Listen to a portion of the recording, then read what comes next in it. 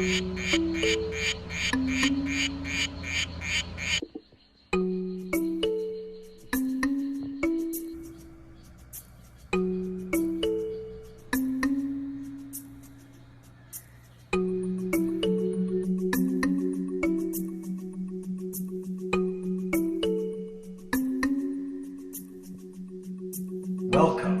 to the Frog Room.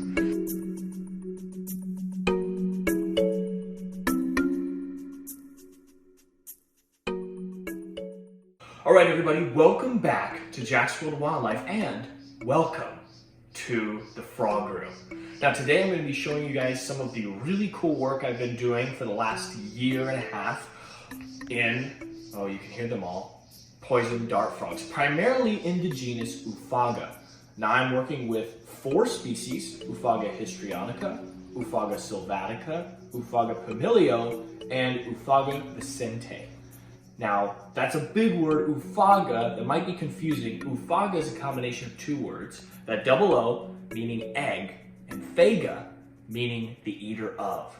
Now the reason why these frogs are so special is that they actually raise their own tadpoles by feeding them in fertilized eggs. So all I have to do is keep these animals in pristine condition and they produce healthy offspring. So without further ado, let's take a look at my illustrious frog room.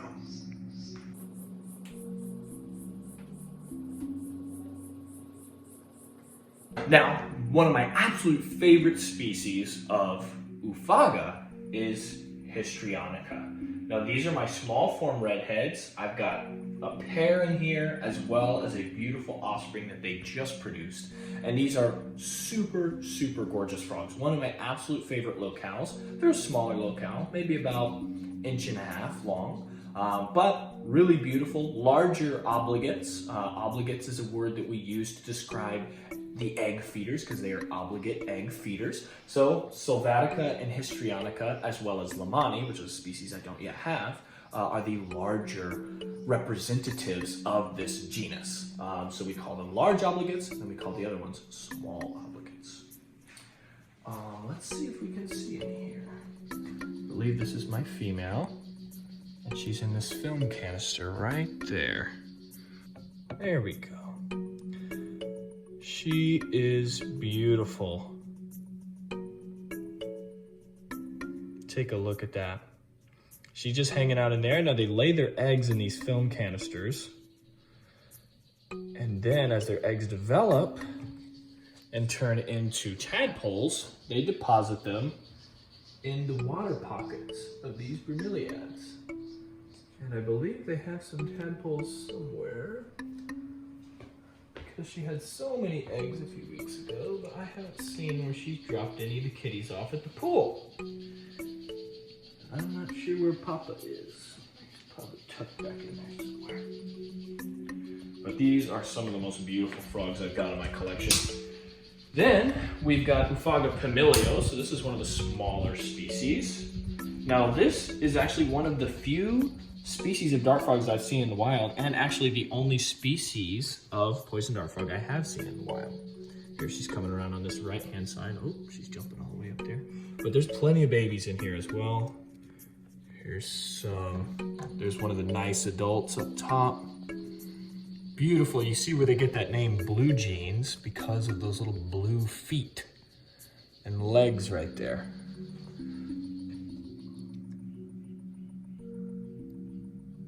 Gorgeous little frogs. Now these are smaller, as you can see. And let's take a look if I've got any babies running around in here. I know I do. Just a matter of, oh yeah, there's a baby right there on top of that canister. See him? Just a little guy. Keep that light on there for you. Oh, he's getting away. There he is. Little guy, super cute. They've got quite a few babies in here. Here's another one on this right-hand side. Top of this film canister in the corner. Oh, he's running off now. But yeah, plenty of babies, always good to see. And just like those other larger species, they raise their babies in these little cups of water, in these bromeliads. which is kind of perfect. So this is a fully enclosed system. All these vivariums are bioactive. So they've got lots of beneficial bacteria and fungi that help keep things clean, as well as everything in here is alive. This wood can be broken down by the isopods and the springtails and some of the microfauna. There's moss, there's plants. All these are living plants. I don't use any plastic plants in here. You can hear, actually, it's that one right there calling. So these frogs are happy as a clam. They're breeding. They're living healthy lives. And that's exactly what I strive to do with these vivariums, is produce natural enclosures so that these frogs can live out their lives just as they would in the wild. Now let's see, let's skip a few, because they're not gonna be out. This is one of my all-time favorite locales of the species Histrionica. You can see that big male in the back. This is one of the larger locales. Oh, he's so beautiful. A little shy. Let's see if we can find the baby. Well, he's not quite a baby anymore. He's pretty big. Let's see. I don't know where baby and mama are. But these are really beautiful. And there's actually debate on whether these should be classified as their own species. They're starting to want to declassify some of these locales and create new species. So these are the species Histrionica, so those are the larger ones, and the locale is Antichaia, so that's kind of like their geographical range. So what's super crazy is that these animals, they differ a little genetically, but for the most part, they're fairly similar. They can interbreed, no problem. We don't hybridize them in captivity to keep these locales pure, so that if they were ever to go extinct in the wild, they could be reintroduced. And so that's what's really, really cool about what I do, is that a lot of this is kind of citizen conservation.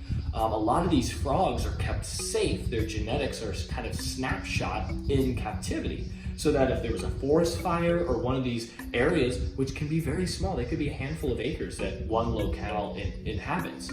If that was to go away, then over time, if we rebuild that area, we could reintroduce these locales just as they were in the wild, merely a few years prior. So let's take a look down here. This is probably my favorite locale I have in my collection. This is Ufaga Histrianica, and these are large form redheads. And as the name might suggest, these are considerably larger. Take a look. There's a beautiful baby. Oh, he's gone now. Here's another baby in this film canister here. These are some of my more prolific large obligates.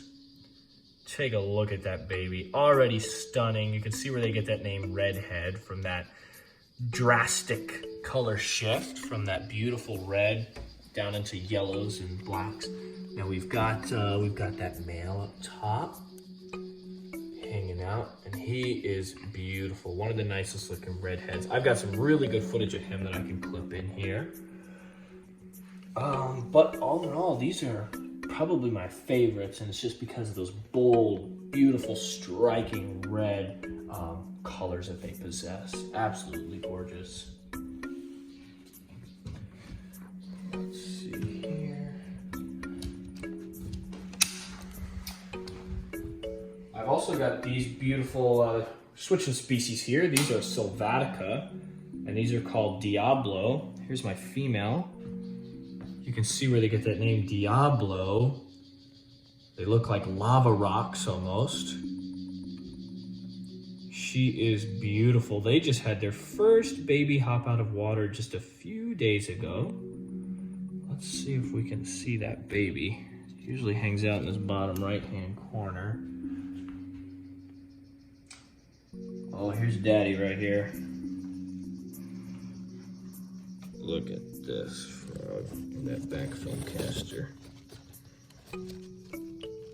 Super orange, beautiful, beautiful frog. A little confused. He's got the spotlight on him. Uh-oh, he's gonna come shooting out of here. No thanks. Rather keep the frogs in their enclosures, thank you very much. I don't see the baby right now. It's super small. It's like literally that big.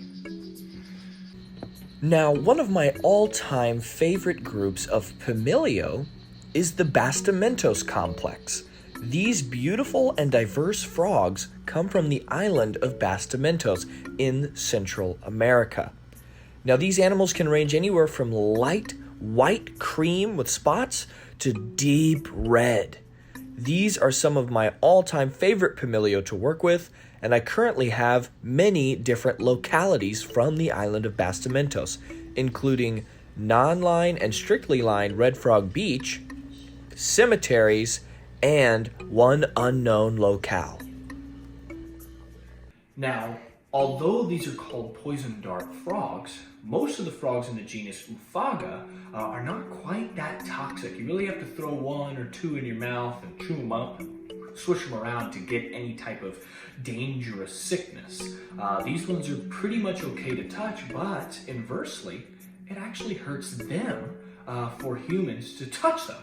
So we've got oils and sweat and things on our skin that can damage this very sensitive skin of these frogs. So when I'm handling them or moving them, I usually just cup them into a container or I will use gloves in order to move them so that I don't hurt these frogs. Now I will add that although these are poison dart frogs, they're not toxic in captivity. They get their toxins from a lot of the different prey items that they feed on in the wild.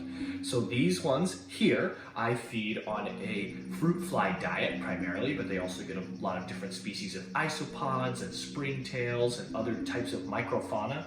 And I have to supplement these with a lot of vitamins. And that's because in the wild, these frogs are feeding on hundreds, sometimes thousands of tiny invertebrate species every day. So they're getting all sorts of vitamins from all sorts of different places. So feeding them a handful of food items can leave huge deficits in what they would normally be getting nutritionally in the wild. So, like I said before, nutrition and health is very important in raising these frogs and getting them to breed and produce healthy babies. So I like to make sure I give them everything they need in those supplements. Now, almost all of my frogs are in breeding groups. This means I'm producing offspring quite regularly. Take a look at some of these froglets that I myself have produced. Now, what's really cool is I don't have to do really much of anything. All I need to provide the frogs with is bromeliads with little water pockets that they can raise their tadpoles in and make sure they're in perfect health so that they raise healthy babies themselves. Now, one really cool way that you can actually tell the difference between each of these frog species is their call. So you can hear that little chirp behind me. That was Pamilio. Now, Vicente is going to be a little higher pitched, a little squeakier, almost insect-like. And then some of the larger obligates, like Sylvatica and Histrionica, are going to have more of like a quacking sound, almost like a very oink, oink, oink, oink, oink.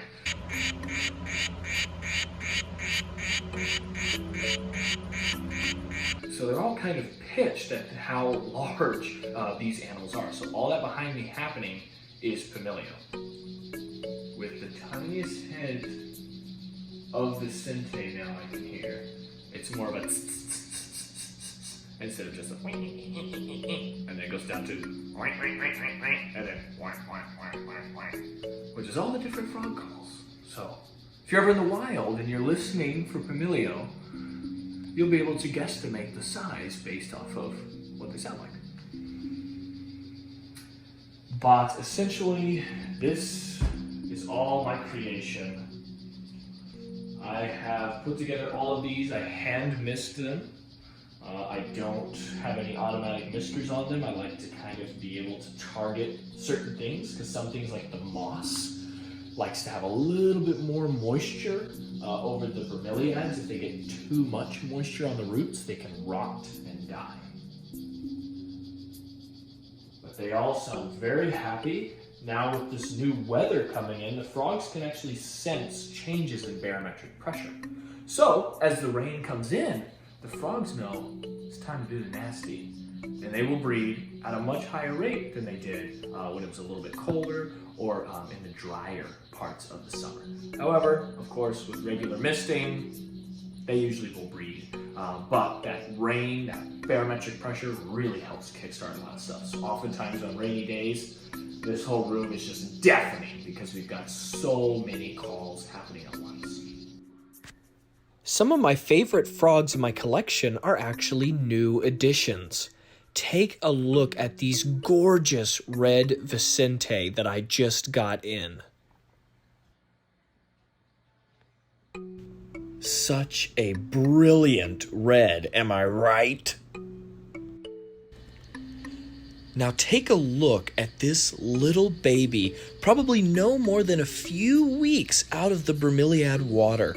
Now these are my Ufaga Pamilio El Dorado. And you can see that male right there. Guess where they get that name El Dorado? That beautiful golden color. So this group actually has only just recently started kicking out babies for me. So I'm super, super excited to see some of the variation in their offspring that they are going to produce. But take a look at those beautiful, beautiful colors. Now, right here, this is another locale of Ufaga Pamilio. These are called Punta Valiente. And these are one of the smallest little locales of Pamilio that I own. These are around 60% the size of some of my other Pamilio species. I mean locales.